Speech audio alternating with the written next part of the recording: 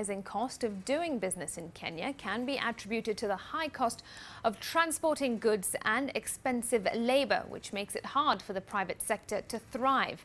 Speaking during the launch of the 7th edition of the Africa CEO Forum, slated to be held on March 25th and 26th in Kigali, Rwanda, various leaders in the private sector noted that despite the ease of doing business that's improving, the cost of doing business in Kenya was higher than in any other East African country. The stakeholders also say that non-tariff barriers continue to negatively impact trade among East African countries, despite the region having put in place strong policies. The cost of electricity, there's a substantial amount of capacity coming onto the grid, which, in theory really should reduce, the cost of electricity. I think we have a major challenge at the moment with the port, and not only the cost of goods coming into us, especially, in Nairobi, as we, a lot of businesses operate from here, but I think it's also the time frame. There's some delays in which has an indirect impact on business.